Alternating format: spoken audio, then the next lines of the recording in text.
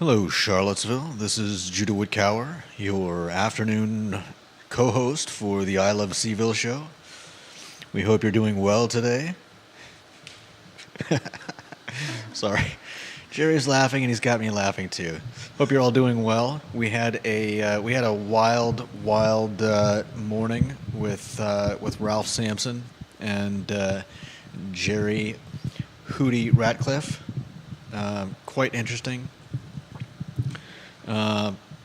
We've got some videos to show you about it later. Do you have the photo of us standing next to Ralph I do. that we could show on screen? Let me get it ready.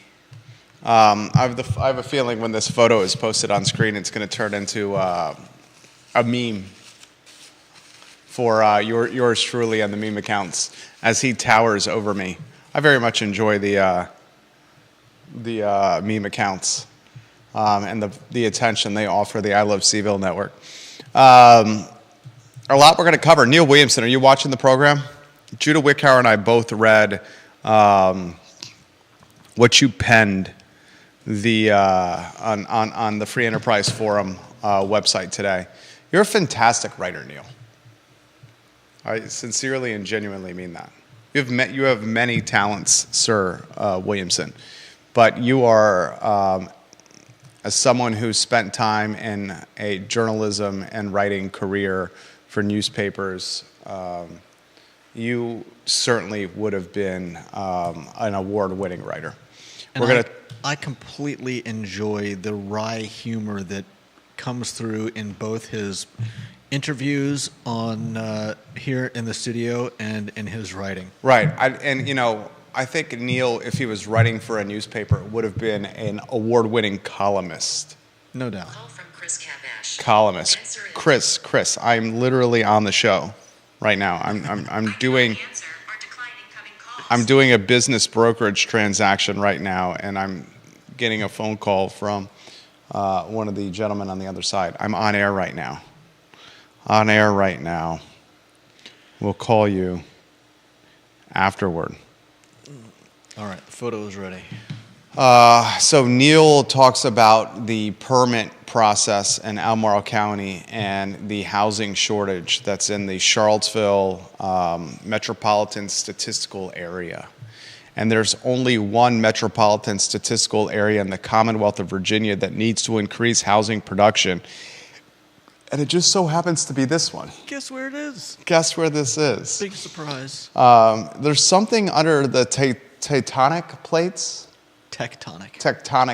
here that is like creating a gas that's creeping up from under the ground that is just like a form of crazy potion. Kraydon. Kraydon. Nicely done. A play on radon, is that right? Yeah, and cray. Kraydon. Judah Whitcower. That's the kind of branding talent I would love for you to bring to Judah Jambalaya or Sidekick Bubini. Oh, interesting. We can rock and roll. Katrina Carlson getting props as the freshman legislator of the year in the House of Delegates. Katrina Carlson's future is very bright. Someone tell Katrina Carlson we're going to give her some props today on the program. She watches the show from time to time. We very much appreciate Katrina Carlson. Donna Price, welcome to the show. Chris Fairchild, welcome to the program. Albert Graves, welcome to the program. Neil Williamson, welcome to the program. Thank you kindly for joining us. Lonnie Murray, welcome to the show. Lonnie, I will be at the Planning Commission meeting this evening at Albemarle County. Seats available, and Mr. Williamson, I'm going to be at the Planning Commission meeting in person today. Very much looking forward to see our esteemed Albemarle County Planning Commissioners in person this evening. We can rock and roll Judah Whitcower when you're ready. Quiet on the set. Quiet on the set.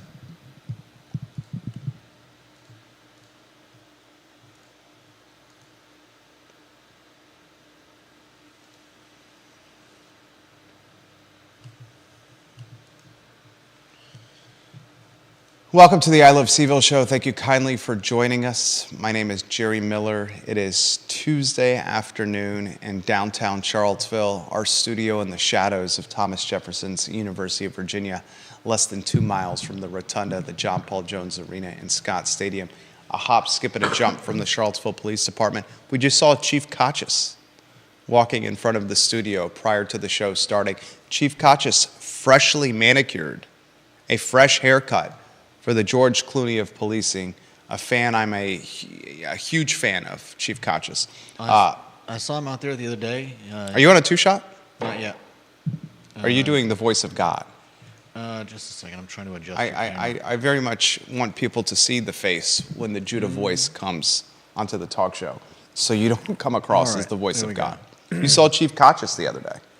Yeah, I was taking Liza outside, and he complimented me on Liza, and turns out he was picking up some Haribo Gummy bears? gummy bears At the grocery for store. his wife. He said she only likes the one brand. Oh, very nice. That's some intel right there. And I like Haribo gummy bears. And he gave Liza some loving. Curtis Shaver, are He's a you nice watching guy. the program today? Curtis Shaver is a huge fan of gummy bears and Really? gummies altogether. Curtis Shaver loves Haribo gummy bears. Why don't we get Curtis's photo, if we could, on screen? The great Giardini will be on the program tomorrow with sidekick Bubini. Part of Giardini's outfit includes a tank top that pays homage to friend of the program, Curtis Shaver, who is what, Judah? What's his power ranking? iloveseville.com/viewer rankings. He's 31. His face is on the tank top. Yep. Giardini will be wearing enhanced clothing, perhaps a shawl. This is where you... A shawl? A shawl? A shawl? A shawl. You're turning into my friend Will is A shawl. shawl. That's what I said, shawl. I don't think the L is silent though. Did I make the L silent? That's the way it sounded to me. A shawl? So Yeah, do I have to there you go, go. shawl? Bubini will be wearing a shawl, perhaps some makeup, and some clip-on earrings tomorrow, along with the Wait, tank you said top. Bubini's going to be wearing. Or sorry, the Giardini is. Bubini has promised his fans that he will wear improved and enhanced attire. Yeah, no foxes. Fox is fornicating on Copulating. the shirt, is what the viewers and listeners thought Bubini was wearing last week. Yeah. All right, we need to get back on task here. Somehow we went from Chief Kachis walking by the studio with his fresh haircut to Haribo gummy bears that you saw him purchase at the grocery store next door, to me referencing Curtis Shaver's love for Haribo gummy bears, to the tank top that Giardini was wearing, and then Giardini's enhanced attire. We're distracted. We apologize. Today we're going to cover Neil Williamson's story on the Free Enterprise Forum. The headline, if you would like to read it, is called A Housing Red Sky Morning.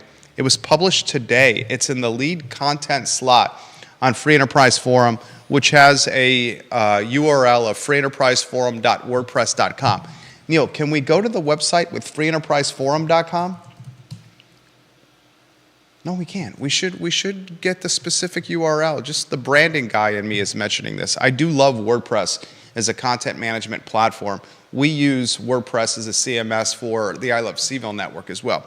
Anywho, the gist of Neil's story is data, and that's one of the things that I love about Mr. Williamson is he loves data just as much as I do, and he weaves pop culture and other societal references into his data-rich stories that are as much commentary as they are news reporting, and it makes the content approachable and digestible. In a nutshell, before I unpack it, the Commonwealth of Virginia has only one metropolitan statistical area in MSA that needs to increase housing production. There's only one metropolitan statistical area in all of Virginia that needs to create more housing, and it just happens to be Charlottesville, Albemarle, Buckingham, Fluvanna, Greene, and Nelson, our MSA. We're going to unpack this from an economic development angle. We'll unpack this from an affordability angle. We'll unpack this from a quality of life angle, from a neighborhood character angle, and from what's in store for the future angle. Also on the program today, I want to talk about the headwinds and tailwinds for the Charlottesville area, positives and points of concern. Judah and I have both items, positive and points of concerns, that we're going to highlight on today's show. You have some words being cut off on the screen there, Judah. All right. Okay, we'll just go with it. The cutting off just really hurts my soul when the words are cut off on headlines. I sincerely mean that. Just want to highlight that. Consumer price index came in hotter than expected today. I was on the phone with a banker this morning, a very talented banker that I recently did a commercial transaction with, and he said, "Look, I'm looking at CNBC. Are you watching CNBC while we're on the phone?" It was like 9:30 this morning. The CPI numbers released, and he goes, "Look, rates are going to be cut, but I don't think it's going to happen until potentially the end of the year." The CPI numbers come in hotter than expected. So we'll talk about that and how it pertains to Charlottesville, the consumer price index. Katrina Carlson, I've highlighted Katrina Carlson on this program a handful of times. Do we have a photo of Katrina Carlson that we can put on screen? She's come on the I Love CVille show. Would love if Miss Carlson comes on the I Love CVille show again. Let me know when that photo is on screen. She's a freshman, a rookie in the House of Delegates. She beat Dave Norris and Bellamy Brown in her run for delegate. And I've said many times on this program, you may be looking at Katrina Carlson, the delegate from District 54, a potential congresswoman or U.S. senator here. And I sincerely mean this. She's Albemarle County School Board, chair of the Albemarle County School Board. She navigated COVID and the pandemic while on the school board as the chair. She parlayed or platformed or trampolined from the school board into the House of Delegates. And now her colleagues, her contemporaries in the House, have named her the Freshman of the Year. Freshman of the Year, chosen from among 34 freshmen across both caucuses.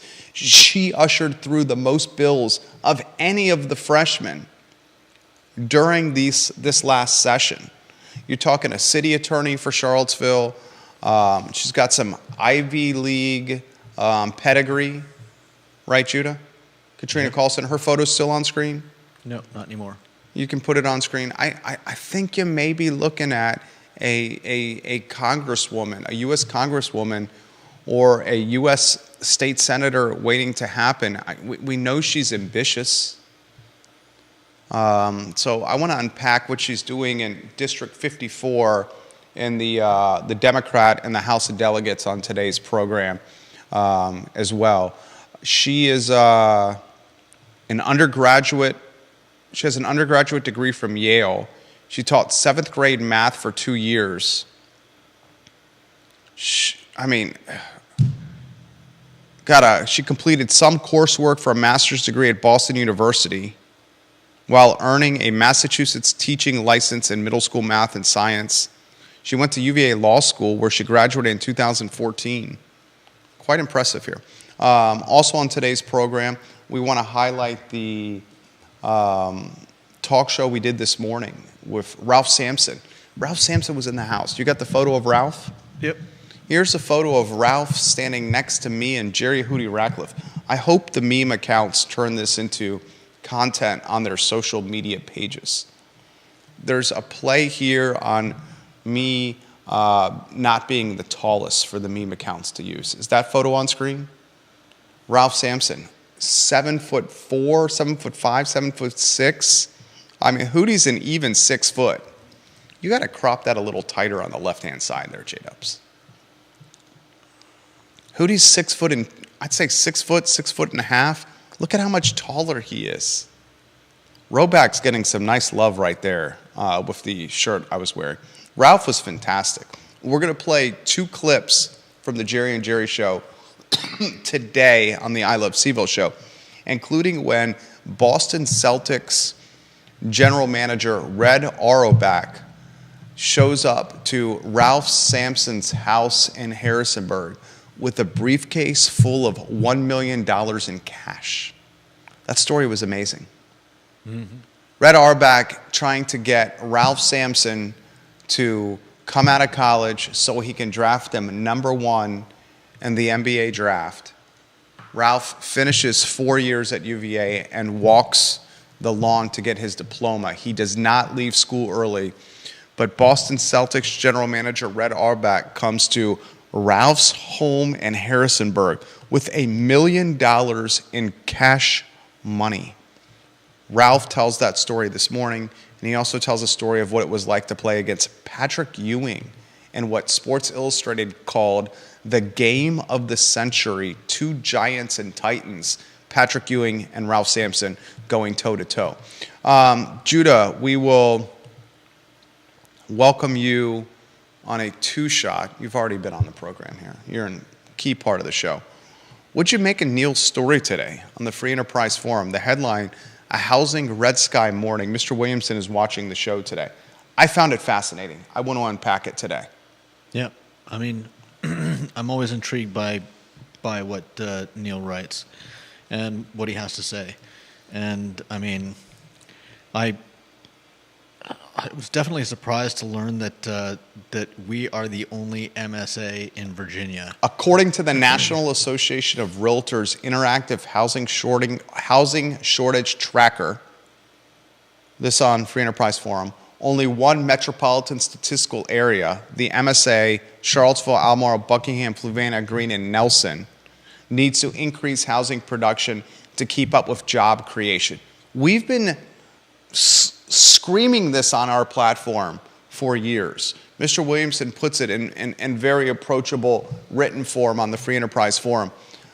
Ladies and gentlemen, to say we have a housing shortage is to say we need oxygen to breathe. To say we need a housing shortage is to say we need sleep to be healthy. To say we have a housing shortage is to say we need Vita Nova pepperoni pizza to be happy. I had a slice of Vita Nova today for lunch.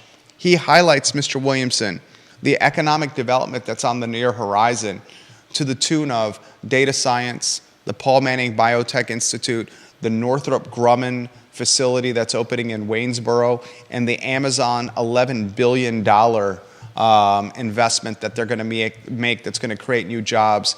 He estimates anywhere from 1,000 direct jobs to 3,000 indirect jobs, a total of 4,000. I've heard from stakeholders in Waynesboro and Albemarle and Charlottesville and in Louisa County and folks around UVA that number could be 7,000 to 8,000 direct and indirect jobs. So basically, we have a number conservatively of 4,000, a number from what I'm hearing from stakeholders that could be 7,000 or 8,000, additional people in a very short window of time, very near future, coming to Central Virginia to move with high-dollar jobs. Yeah. And the primary jurisdiction that they're going to focus on living is Albemarle County because of obvious reasons, schools, quality of life, neighborhood feel, whatever it may be. Yeah. Neil also highlights the fact that our market needs more permits yesterday. And building permits. Yeah, and we are going to need even more tomorrow. He says within the MSA, a new total permit is issued for every 3.71 jobs created. Based on the historical average, one permit is issued for every 2 new jobs in the community. He's basically saying we don't have enough new houses for people moving here. We don't have enough houses for the people that live here. We don't have enough houses for the folks that already live here. We don't have enough houses for the 4,000 to 8,000 that are moving here. And we have a new construction logjam, and by logjam, not a logjam at all. Here's the question. How do you solve this if there's no political appetite for more construction? We had Diantha McKeel on the program Real Talk on Friday. Yeah. And I referenced to Diantha, Supervisor McKeel, Albemarle County Board of Supervisors, sitting right next to me. I said, Supervisor McKeel, you've said on previous shows that you are not in favor of expanding the developmental area. Only 5% of Albemarle County is allocated for commercial and residential development. And you've said on previous shows that we're not going to expand the developmental area until the 5% is at capacity right now. I said, do you still stand by that? And she said, absolutely, Jerry. Yeah. She said, absolutely, 100%. So here's the chicken and egg question. If taxpayers and voters and constituents do not want more housing and they do not want more density, despite the fact that they know 4,000 to 8,000 additional people are about to move here with six-figure jobs, almost all of them six-figure jobs, what are we going to do to solve the crunch? Or will the crunch just be left a mystery, an unsolved mystery that could forever change the character and landscape of the largest county in Central Virginia, Albemarle? Is there even time to walk back what's been done? Follow. I don't follow. I mean, Neil, as I mentioned, Neil made the point that more permits are needed yesterday. Like I said, I enjoy his wry humor, and I think what he's saying here through humor is that we are past the point where we need to do something. We needed to do something yesterday, and we didn't do it. We obviously still need to do that something today, and we're going to need to do it even more tomorrow. And that something is getting more building permits set up in the market so that we can build the housing that we need. We're not doing that. We weren't doing it yesterday when we needed to be doing it.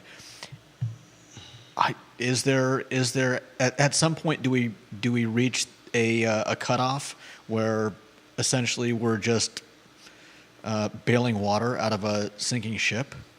If Neil was in here, he would say, gentlemen, the 5% developmental area, that entire 5% because of the topography cannot even be maximized. The topography does not allow development in the entire 5%. So really it's a ruse. That's what he would say if he was in here today. That's too bad. I don't have an answer for this because the voters that put politicians into office by a large margin do not want more density. There's no political appetite. Yeah. But then the argument is made by, say, the urbanist group, Livable Charlottesville, that the folks that would say yes to more housing, they can't push for more housing because they don't live here because there's not housing for them. Right. So basically, you're basically talking about we're not going to create laws to protect children because they can't vote to enact laws to protect children. Yeah. It's the definition of insanity. Catch-22, conundrum. I mean, it's not a catch-22. The people out there, ostensibly, I think, understand what they're doing and what they're asking for and what they're voting for, and they don't want it. So, well, the people that are also doing that voting that don't want it also may realize that if housing is limited, what happens to their housing? Yeah, I mean what happens to their housing? Obviously it rises in price, increases in value. Yeah. Now that's ascribing a nefariousness of purpose that may or may not exist. I don't think it's nefarious to want your asset or investment to increase in value. I also don't think it's nefarious for you to want less traffic. I don't think it's nefarious for someone to want less crowded schools. I don't think it's nefarious for folks to ask for less strain on infrastructure. I don't think it's nefarious for people to say, look, it's changing too fast. That was what Ralph said when he came in here. He said when he was driving from D.C. to Charlottesville for the Jerry and Jerry interview, he's like, I am taken aback again with how much this community has changed so quickly. You know, Neil says this, property owners have rights. Yeah. And if you've purchased in a neighborhood or if you've purchased on a street with the mindset that whatever you purchase is going to stay in its current zoning, and then that zoning is then changed by a vote of 5 people, are your rights infringed upon? And many in the city are going through that right now. If you bought a house on a street that was lined with R1 single-family detached housing, and 5 people on a dais vote to change that zoning to something that allows considerably more people to live on the street, or considerably more rooftops or beds or doorways, do you feel taken advantage of, or do you feel infringed upon? Do you feel betrayed? Do you have a sense of distrust? Are you asking what the hell is going on? Because many in the city are. I asked Ned Galloway and Diantha McKeel, Elmore County Board of Supervisors, on the talk show on Friday, would they consider upzoning the urban ring in Albemarle?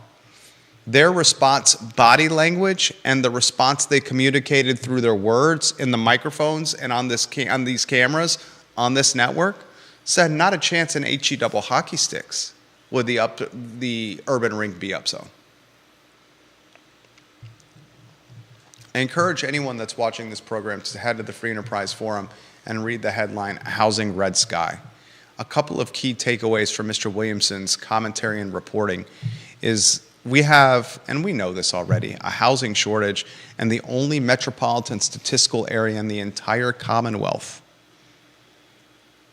According to the National Association of Realtors Interactive Housing Shortage Tracker, the only MSA in the Commonwealth of Virginia that needs to increase housing is the one we live in. And Mr. Williamson talks about the 4,000 potential new citizens moving to this area, tied to what we've been talking about all along, data science, biotech, 11 billion Amazon, Northrop Grumman. Quality of life, hybrid work, remote work, University of Virginia, finance, family offices, vineyards, wineries, 4 years of your best life at the University of Virginia, 4 years that you spent as an undergraduate where you are literally free of responsibility for the most part, funded by your parents for some part, and able to explore the community and fall in love with it like yours truly did, and then get so enchanted and romanticized and seduced by the community, you choose to stay and build businesses that cater to your skill set. This is happening all the time. And it's becoming easier and easier because of why? Because of, I'm not following. Because of the internet. Yeah, okay.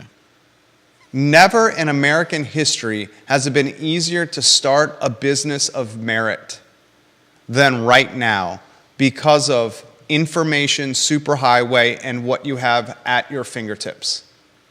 The scalability that comes with the internet.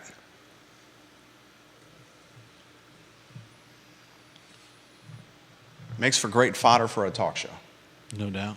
It's a position that if you're a planning commissioner, and I'm going to be in person at the planning commission meeting tonight, I may take a photo of myself and tweet Neil Williamson with me and the empty seats in the background that say seats available. I may do that today, Neil. It's a position where planning commissioners and supervisors and counselors find them in quite a predicament.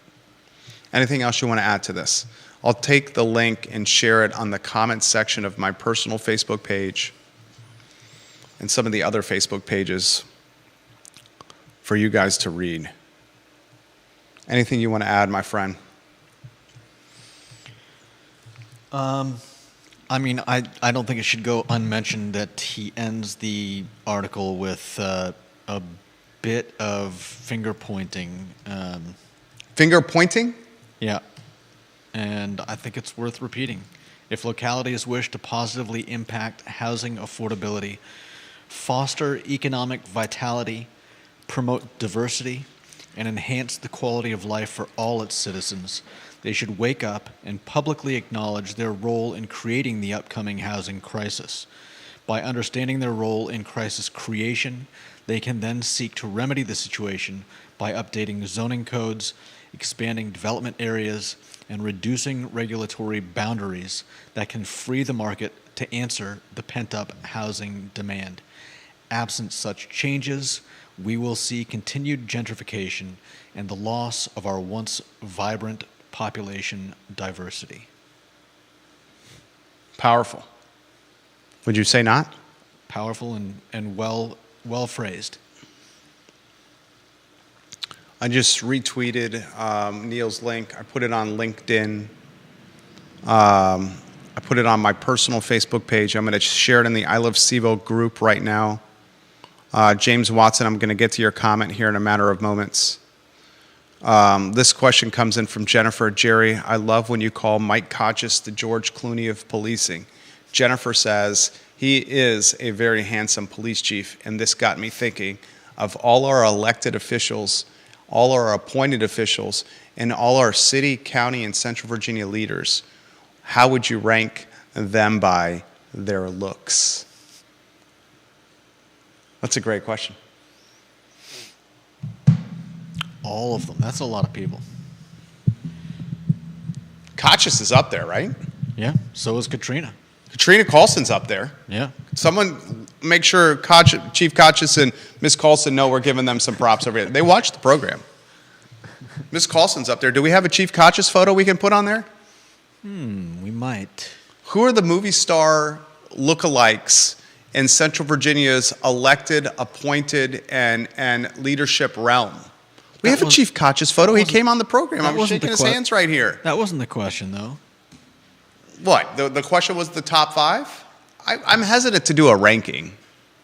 No, I mean, the question wasn't about people that actually look like, aren't lookalikes. But I allude to it in ways I of, I use a bit more pomp and circumstance with my language for the sake of a talk show. It is, the 3 E's when it comes to talk show content, right? Enunciate, elaborate, and I have no idea. Those are not. Those are not right. It's educate, entertain, and enlighten. The 3 E's of talk show content creation. John Blair, we'll get to your comments in a matter of moments. Viewers and listeners, Florence Worley Via, welcome to the program. Thank you kindly for watching the show. Viewers and listeners, what are your 5 movie star, celebrity, the 5, I guess, best looking, elected, appointed city, county, Central Virginia leaders? Should we give Chris Fairchild's watching the program here? People say bald is beautiful. Do we give Chris Fairchild some love? Chris, you still watching the program? Is Chris Fairchild on that list?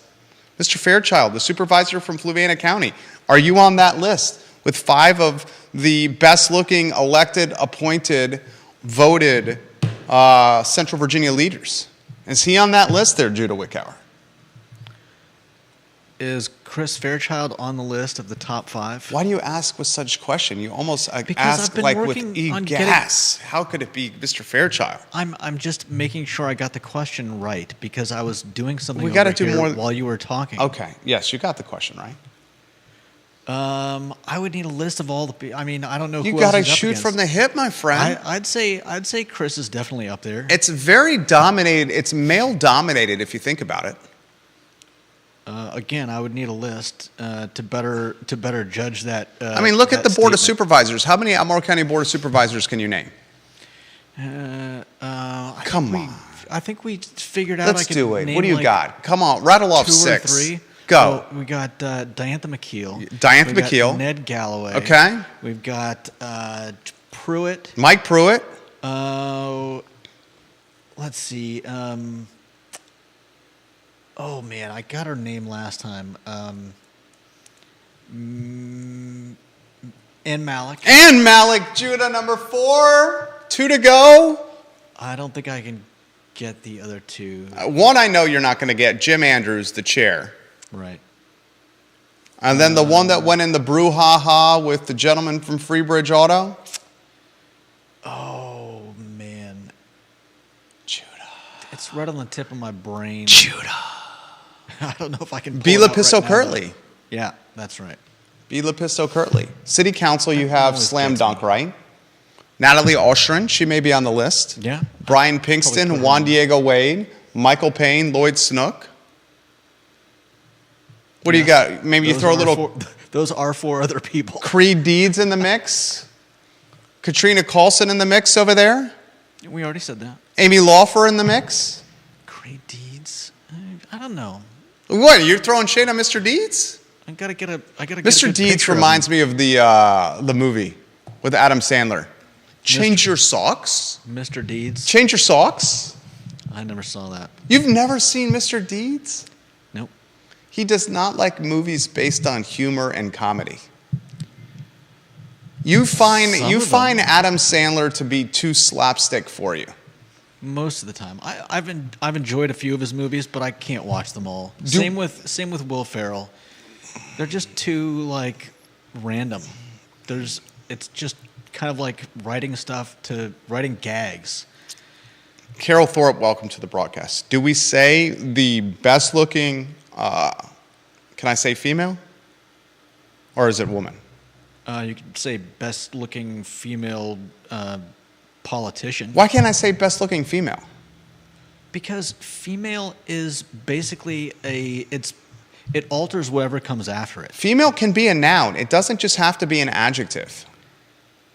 You're right. Male can be a noun. It doesn't just odd. have to be an adjective. Okay. I know they can be Best nouns. looking man, best looking woman. Are we going to say it's a clear cut Chief Kachis and Katrina Carlson? Yeah, I'd say that's fair. There it is. There are photos on screen for the viewers and listeners. If you disagree, let us know.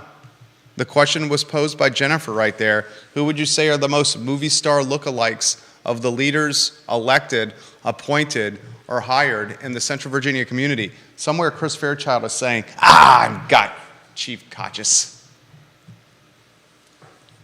You got their photos on screen? Yeah. There you go.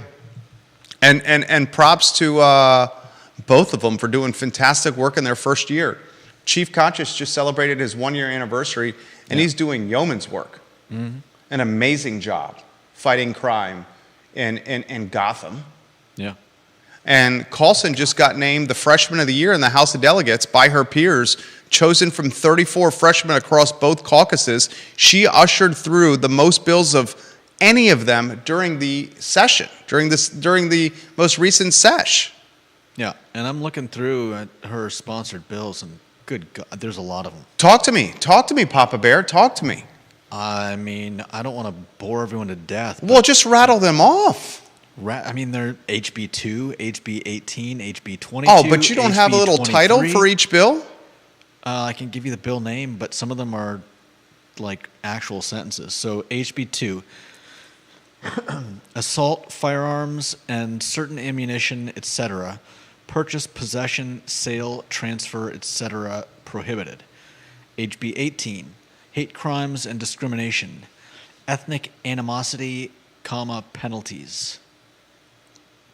HB 22, auto sears, I'm not sure what that means, and trigger activators, prohibition on manufacture, importation, sale, etc. Penalty.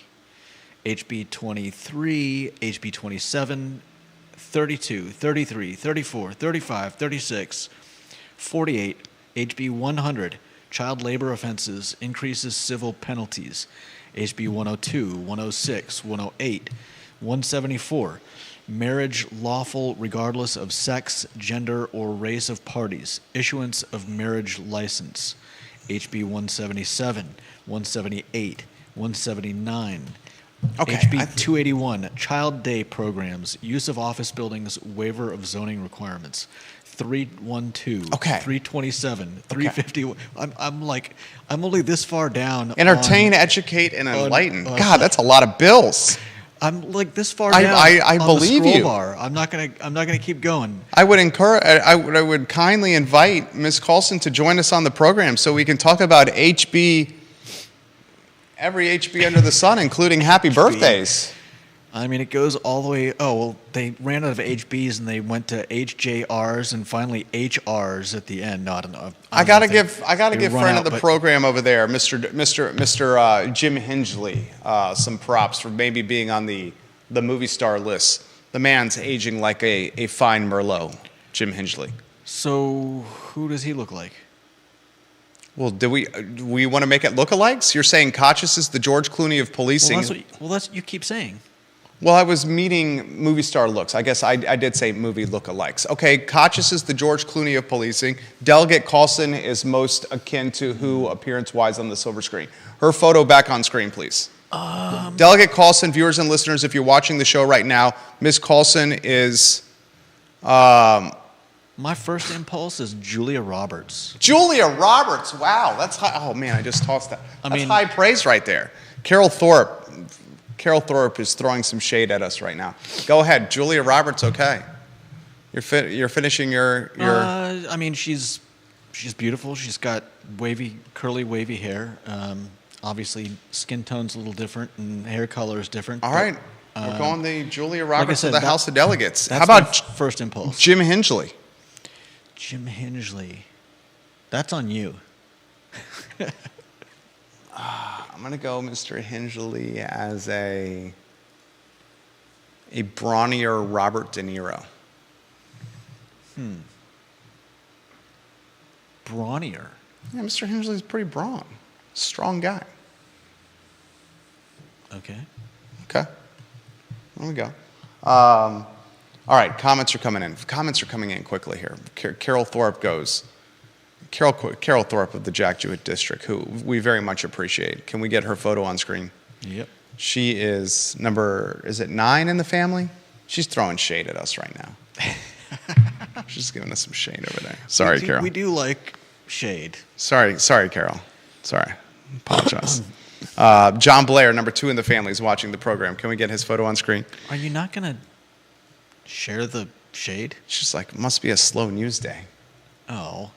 It's a little entertainment, CT. Come on, Carol. The Jack Jewett District. George Clooney of policing, the Julia Roberts of the House of Delegates, and the Robert De Niro of the Commonwealth's attorney. John Blair says, I could not agree more with you and Judah. Neil Williamson is a treasure for the Albemarle Charlottesville area. He said, Todd, Ray, and I had a good talk on LinkedIn about Neil's post. The price of a townhome in Albemarle County in 2024 is now the same price as a single-family home in Albemarle in 2018. Yeah. There is a need for some massive land use reform in Albemarle County. Again, I respect these comments, and he makes strong arguments, and he's going to back these comments up with tremendous fact. I will say this, both Mr. Blair, number 2 in our family, and Mr. Blair, if he was not in Stanton in the Valley, if he was still city attorney or interim city manager in Charlottesville, he would be on that top 3, top 4 list, movie star looks. Mr. Blair's got the presence and the je ne sais quoi and the energy of which movie star? I'll give you that answer right there. But I will say this before you give me your answer. Based on this picture? No, just in general. It doesn't have to be based on this picture. Just in general. I will say this. Mr. Blair's lives in Albemarle County. I won't say where. Yours truly lives in Albemarle County. I won't say where. Well, viewers and listeners know. Judah Wickower lives in Albemarle. Truly too. Judah Wickower lives in Albemarle County. We won't say where. The appreciation the 3 of us have garnered over the last 4 or 5 years has been noteworthy and significant. Oh, insane. Insane. And while I understand that this is every homeowner's dream, those in charge should understand and know better than the rest of us, hopefully. And this kind of price action? What do you call it? Appreciation. Appreciation is price action. What are we trading is stocks? Unnatural. Price action. And those that fail to see the downside are going to harm the rest of us making foolish decisions. Well, you can make the argument that this is just BS money. Yeah, but we've talked for years. We about the fact pay that taxes on it. Until you sell, you're not going to enjoy it. Yeah, that's fair. But we've also talked for, especially on the Real Talk, on Real Talk with Keith Smith, you guys have been talking about the fact that yes, it's great that you can look at your property and see the appreciation and wiggle your fingers and count your virtual money. But the fact of the matter is, nobody's moving because it's not like your home is appreciated where others haven't. They've all appreciated. You're not getting over on anyone. Your $100,000 house that is now worth $200,000 is not buying you any more house when you sell it. Not always the case. Yeah, it's not always the case. Not always I understand the case. that. I mean, if you're conceivably able to parlay something into a non-mortgaged instrumented purchase because of the equity accrued in a house purchased prior to COVID, then you're coming out ahead. Right. But it's not always the case. Yeah, I don't mean that nobody gets ahead. I just mean that overall, this is not something that's good for everyone. Albert Graves retweets the show. Ginny Who, first let's get Albert Graves' photo on screen. He is number 7 in the family, a key member of this family. And did you give a John Blair look-alike in Hollywood? No, I didn't. Were we going to hold on that? My first impulse for John Blair is I'd say Dan Aykroyd. No. What? No. No? No. Is there a better picture I can look at besides? I don't see the resemblance at all. Okay. Ginny Who, number 4 in the family, is watching the program. Ginny Who says this: those Haribo gummy bears are the best. Wegmans has them where you can buy a bag of single flavors, so we occasionally get the pineapple ones. I personally like the white ones, the pineapple ones, the gummy bears. You're asking the wrong person. I can't remember the last time. I like to mix the white ones with the red ones in a bag. And it's just like this midnight waltz in my mouth. That Like sounds the cha-cha on my tongue. That sounds like strawberries and cream. Strawberries and cream. I don't know what the flavors are, honestly. Okay.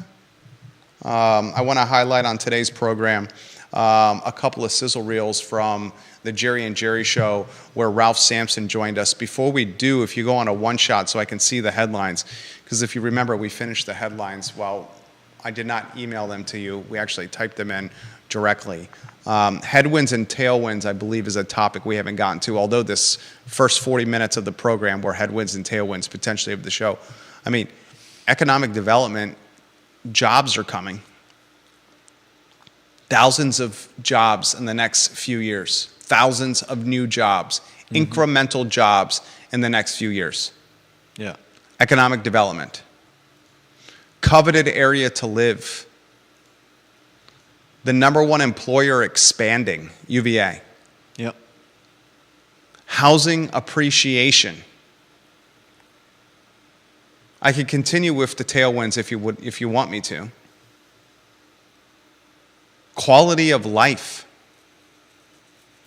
Officials essentially throttling density, so some would say is more quality of life because there's less congestion. But some of those same headwinds can be conveyed or portrayed as tailwinds. Depending on your outlook and how you look at it. Housing appreciation, increased taxes, assessments are going up. Yeah, people that have no problem affording the house that they bought usually don't have much problem with increased taxes. But people that scraped by or took a large loan to buy a house, that extra $100 or $200 even a year can be hard, if not crippling. Economic development, new jobs, can mean competition and gentrification. Yeah. Politicians that throttle development could mean, hey, I can't live there if I want to. The number one employer expanding and creating more positions to hire means what if I'm not qualified to work there? What am I supposed to do? And how do I keep up with the Joneses? It's the tomato, glasses half full, glasses half empty contrast.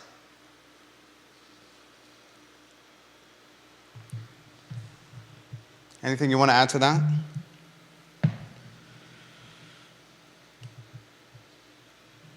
I think, yeah. You're much more, what's the word I'm looking for? Trepid, much more trepidatious concerned, cautious, about much more lukewarm. About all of this? Yeah. Well, yeah, I mean, I think it's, we oftentimes talk about the extremes of things. That is news. But I think it's easy for the rest of us, myself included, at times to forget about, forget about those things that are affecting others when they're not affecting us. And so it's easy to go about our days. It's easy for me to go and, I don't drive a whole lot. I don't drive very far. You drive. So I don't. I'd say you drive less than 5 miles a day. Quite possibly. I'd say you may drive less than 4 miles a day. Quite possibly. How many miles is it from your estate to our headquarters? I don't know. I would say it's less than 2 miles. Probably. So you are on a regular basis driving less than 4 miles round trip per day. Most likely. The point, getting back to my point, I don't have to spend a lot of money on gas. I'm blessed in that way. You also are a single man. I'm also a single man who doesn't always eat a whole lot. Doesn't have much overhead. So it's easy to forget that there are people that may have to drive, 25, 30 miles one way for work. It's hard to keep in mind that there are people that have to go and get one of the large shopping carts when they go to the grocery store. I can get by with a basket or one of those little small ones. Do you get it with the green car that has the steering wheel attached to it? Do you ever push that grocery cart around? I find someone that looks friendly and I ask them to push me around. No, I don't. Do you ever have fun in the grocery store and get the electric cart that you sit in that's motorized and drive it around? No, I've never done that. I think I did that last week. But I do run. Literally. And then I was chastised by the bag boy for driving around the aisles in the electric cart in the grocery store. I said, "Sir, you can't be in that." I said, "What do you mean?" It was parked next to the entrance. And you said, "Sir, you don't know the problems I have." I said, "I have a terrible case of tennis elbow. Do you see the brace that I'm wearing on my forearm? I need this electric cart." He said, "Sir, please get out." I said, "Okay," and I just got out. And then he whisked it back to the front entrance. You said, "I'll fight you for it." No, I did not say that. I said, "Yes, sir." I just got out, and he got in the cart and drove it to the entrance. There you go. True story. I interrupted you. I apologize. Please finish your thought process. You were making a very good point. I believe I was just making the point that we all have our blind spots, things that we don't have to worry about, issues that don't affect us the way they affect other people. And for myself, I try to at least keep some of those things in mind occasionally, better understand what other people are going through. But it's impossible. I'm not living their lives. I don't know. I've been blessed with good health. I can't remember the last time I had to go to the hospital, at least for myself. And so I'm incredibly thankful, but there are people all around us going through hardships, and we talk about a lot of it. Well said. For some reason, your commentary was poignant and perspective rich and on point per usual. But when you said something about life, I immediately went to James Van Der Beek in Varsity Blues, where he goes, "I don't want your life." Have you seen Varsity Blues? No. Oh my goodness. What world do you live in where you think I'm trying to watch sports movies? It's much more than just football and Varsity Blues. It's a coming-of-age rite of passage set in Texas Friday night football about teens maturing into young adulthoods and the trials and tribulations they face as they graduate high school. Okay. Varsity Blues. All themes that are very dear to my heart. Can we play the Ralph Sampson sizzle reel? Sure. Ralph Sampson, the greatest basketball player in Virginia history. Seriously, the greatest basketball player in the Commonwealth of Virginia history. Someone argue with me on that. A three-time National College Player of the Year. Do you know the only other basketball player in hoops history that's been named three-time College Basketball Player of the Year? You know I don't. Bill Walton. Okay. The Purdue center may be named Player of the Year this year, which would make him a two-time winner. But the only three-time winners are Ralph Sampson and Bill Walton. Yeah. Ralph Sampson was voted into the Basketball Hall of Fame. He was the number 1 draft pick by the Houston Rockets in the 1983 NBA draft. He went from Harrisonburg High School to the University of Virginia, where obviously he had fantastic fame, notoriety, many accomplishments. He lived on the lawn, Ralph Sampson. He was so famous that they had to move him from the lawn to coach Terry Holland's basement, where they had to get a waiver for the NCAA, from the NCAA, for him to move from the lawn to Coach Holland's basement, because people would routinely bang and knock on Ralph's door on the lawn to get a glimpse of him, to talk to him, to touch his hand, just to meet him. And we saw a little bit of that same thing after the show, didn't we? Can I tell the story? Yeah. Ralph Sampson leaves the studio. Our studio is on Market Street. This literally happened less than 2 hours ago. And as he was leaving the I Love Seville studio on Market Street, he was fortunate enough to have found a parking spot directly, like literally straight out the door from our office. He found the best parking spot in Charlottesville for the studio, literally in front of the office. Yeah. As he's walking to his luxury automobile, it looked like a Mercedes. As he's getting in the automobile, there was a car driving down Market Street. And a woman that was driving, not a female, a woman was driving this car.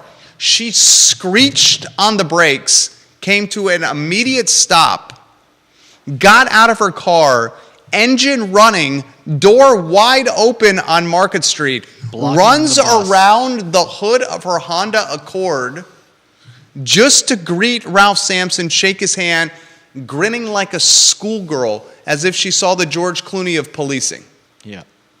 She tries to hug Ralph, shakes his hand, literally stops traffic on Market Street. There is a cat bus behind this Accord.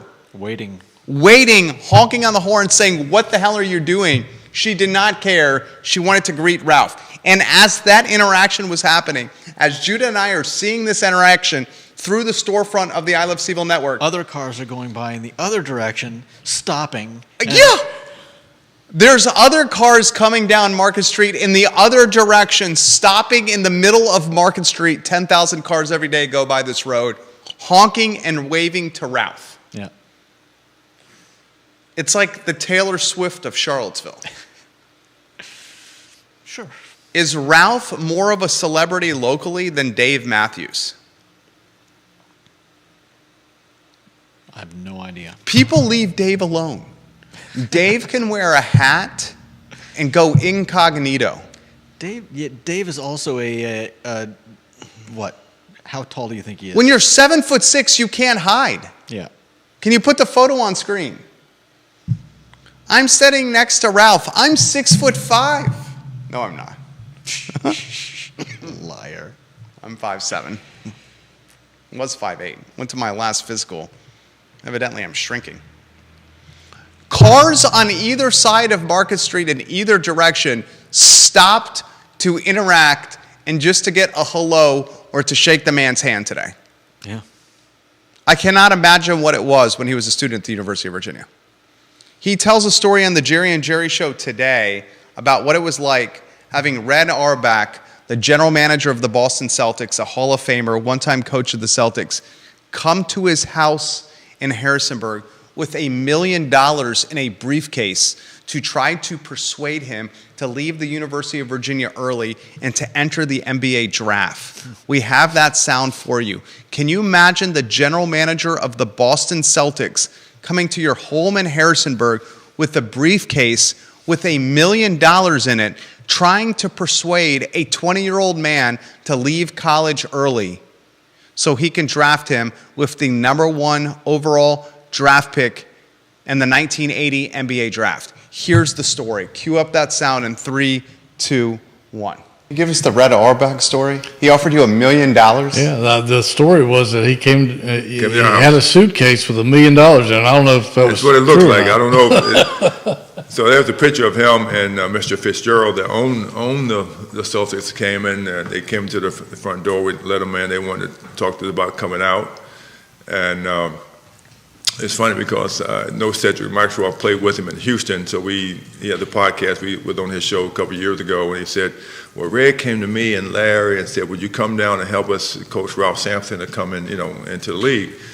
And both of them said, no, we don't want to take that trip, whatever, but we'll call him. So they called before during the process, and then Red and Mr. Fitzgerald came, knocked on the door, and they had a briefcase with $1 million in it. Supposedly, now I couldn't see the rest of it, but the tops had $100 bills on it.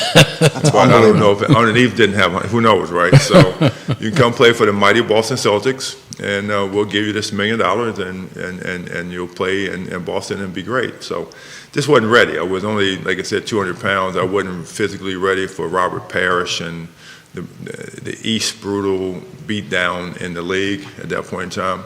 And I just was having fun in college, and I wanted to continue my education. We got one more clip for you to play from the Jerry and Jerry Show today. We encourage you to listen to this show, one of the best ones we've ever done. Jerry Hootie Ratcliffe, yours truly, Ralph Sampson. And this clip, he talks about the game of the century, which was how it was billed by Sports Illustrated magazine, a game that featured Georgetown Hoya Patrick Ewing. You know Patrick Ewing? Yep. And Ralph Sampson in a college basketball contest of still memorable and epic proportions. The game of the century, Ralph Sampson talking about Patrick Ewing and what it was like to play against the Georgetown Hoya. 3, 2, 1. Well, yeah, one thing you may have, and you had so many highlights in college. One of them was the showdown with Patrick Ewing and the game of the century. Cover of Sports Illustrated, 2 covers for Sports Illustrated just for that one game. I saw an interview with Patrick, I guess when you went into the Hall of Fame, and he said he went out on the court, lined up against you, and he said, I looked up, and I kept looking up. I kept looking up and said, my God, this man is huge. Yeah, what was that game like for you? You know, it was a fun game. I talk You about. weren't 100%. You were. Yeah, I wasn't. I was still. Yeah, I wasn't quite 100%. I had the flu, but we had played, as you know, a couple weeks before that. We had played Carolina. We had played all the top teams in the country almost within 10, 15 day span. So we were on a big time roll, and 3 or 4 days before the game, we had all the Sports Illustrated. We had the press. It was crazy up until that game. And then the day before, it snowed. Yeah. If you remember that. So a 2-hour drive was a 5-hour drive, whatever, to Cap Center, but we got there. And so it was fun to watch and play. But the biggest significant thing out of that, after you look back, is Othell Rickey I talked to Michael Jackson a little bit. Where he was really scared of Odell and Ricky, because they pressure the ball so much. And Georgetown played great defense, but Odell was pretty tough. He was nasty. Yeah, nasty. And Ricky was really fast. Yeah. So all I knew was that if I could control the middle, I'd get the ball to them. And then Rick Carlisle could shoot and play, and he was tough too. And so we could. I figured we could win, but I don't know how effective we would be, until we got to the game. So it was fun. I had played in the Cap Center in high school against Sam Boyd with the All-Star game. So that was fun, but it was a great place to play because you really couldn't see the stands because they had black in the stand out with the lights. Mm-hmm. So for me, with the atmosphere in the Cap Center was amazing to play in. And that game with Georgetown was great to watch, again, after I watched it after the fact, but also play. And then a guy named Senator Russ Potts, I think, helped put that game on. He's passed on now, but we used to talk about all the time. I said, and so he gave me all the things he had to do to get that game on television. The schools got money, and it was on network TV. It was like the game of the century, decade, what it was, like Kareem and Elvin Hayes. So they tried to do the same thing like that. So it was fun. And then Patrick and I had a chance to talk, afterwards sometimes here and there in Hall of Fame, or when UVA played Georgetown a couple of years ago. We talked in a preseason game, and it's the first time I played against somebody that tall as well and that strong. But I knew I was probably a little bit more savvy than him in college at that point in time, but they played and dominated, a different way. But we had a really good team. They had a really good team. And, as you look back memory-wise, it's really good to watch that game again and really figure out where you were at that point in time. And then you also hear fans say, I was at that game. And then come to the restaurant, there are pictures on the back wall where people say, oh, I was at that game. So those stories are definitely good to hear. Again, wherever they were here, some of them are real, some of them more embellished, but it's the fans watching, and it's a good perspective for me to understand and enjoy their stories. That's the 3-time National Player of the Year, the greatest basketball player in Commonwealth of Virginia history, on the Jerry and Jerry Show in our studio on Market Street, Ralph Sampson. You can find that podcast wherever you get your podcasting or social media content. It's the Jerry and Jerry Show, featuring Jerry Hootie Ratcliffe, who is going to his 50th straight ACC basketball tournament this week in D.C. 50 straight ACC basketball tournaments for Hootie Ratcliffe. Golly, that's a milestone to celebrate. Tomorrow's show, the great Giardini will be in attendance, and sidekick Bubini. Do you have a photo of Giardini? We're going to give more fodder to the meme accounts. Meme accounts, get ready to post the great Giardini's picture from tomorrow. The attire will be enhanced. There will be a shawl.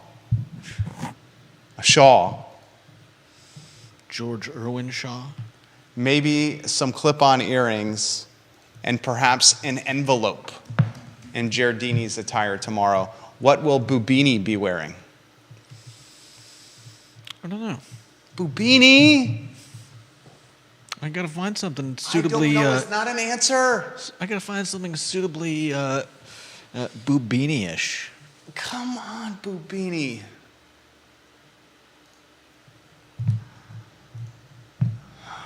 All right, Giardini and Bubini tomorrow. Any closing thoughts for your fans? You're on screen, Oh, Giardini is? and so is Curtis. Oh, there we go. That made it to the meme accounts. I thought it was hilarious. Any closing thoughts for your fans, Bubini? No? Get outside and enjoy the weather. Yes, Bill McChesney, I will be wearing a shawl. A shawl. Giardini and Bubini will be in attendance tomorrow, Bill McChesney. Judith says, get outside and enjoy the weather. All right. That is the Tuesday edition of the program. We hope you enjoyed as much as us. Please do us the favor of spreading the gospel. That is the I Love CVille show by telling somebody about it. Like and share the show. Or let us know in the comments section we did a great job. We work hard for you. The only thing we ask in return is you spread the gospel. For Judah Wickower, I'm Jerry Miller, and thank you kindly for joining us on today's talk show. So long, everybody.